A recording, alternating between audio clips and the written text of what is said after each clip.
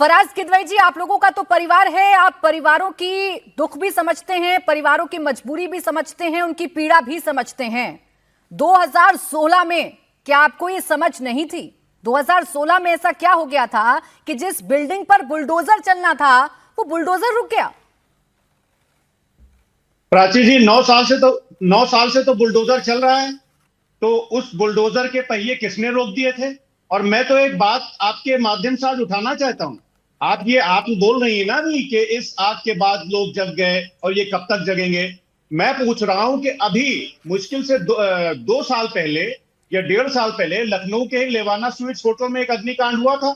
उसमें 4 लोग मारे गए थे। उसके बाद में एक शायद एसआईटी भी गठित हुई थी और एलडीए ने उस होटल को ध्वस्त करने के ऑर्डर भी दे दिए थे। क्या वो होटल ध्वस्त हुआ? प्राची जी, मैं आपसे पूछ रहा हूं, अपने रिपोर्टर से पूछिएगा कि वो लेवाना स्वीट्स जाएगा और आपको रिपोर्टिंग करेगा कि क्या वो होटल ध्वस्त हुआ कि नहीं हुआ, या सिर्फ खाली लीपापोती हो गई। प्राची जी, ये जो अग्निकांड में, ये अग्निकांड नहीं है, अभी तो हम लोग डिस्कस कर रहे थे ना, ये हत्याकांड है।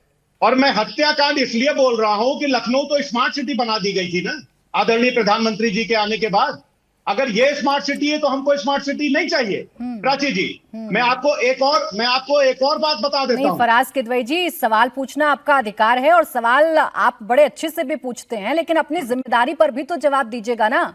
2016 में जो बिल्डिंग मई 2016 में जिसे अवैध घोषित कर दिया जाता है, जिस पर बुलडोजर चलने का आदेश आ जाता है, ध्वस्तीकरण का आदेश आ जाता है, 2 महीने में ऐसा क्या बदल गया? उस वक्त तो आपकी सरकार की थी ना। अगस्त में ध्वस्तीकरण के आदेश को वापस ले लिया जाता है और ये बिल्डिंग लीगल हो जाती है। क्या कर रही थी भाई उस वक्त आपकी सरकार या प्रशासन, क्या कर रहा था? प्राची जी, एक अजीब अनफॉर्चुनेट आज की तारीख में चीज ये है कि अगर कोई हादसा होता है और उसमें बड़ी ट्रेजेडी हो जाती है तो सवाल जो है वो विपक्ष से पूछा जाता है। हम तो बोलते हैं हमको मैंडेट नहीं मिला। फराज किदवई जी, यहाँ विपक्ष नहीं, यहाँ विपक्ष के नेता होने के नाते आपसे सवाल नहीं पूछ रही हूँ। यहाँ सवाल आपसे इसलिए पूछ रही हूँ क्योंकि आप परिवारों की पीड़ा को समझते हैं। बिल्कुल। यहाँ सवाल इसलिए पूछ रही हूँ क्योंकि आप तो बड़े संवेदनशील हैं। यहाँ सवाल इसलिए पूछ रही हूँ क्योंकि 2016 में आपकी सरकार थी। उस वक्त अगर आपने जिम्मेदारी निभाई होती, ये सरकार तो चलिए आपके कहने पर मान लेती हूँ नकारा है, ये सरकार तो आंख बंद करके बैठी है, इस सरकार को तो पीड़ित परिवार की पीड़ा नहीं दिखती है, लेकिन आपको तो दिखती है ना। तो जो दिख रहा था उस पर आंखें क्यों मूंद ली? क्यों वक्त रहते कार्रवाई नहीं की?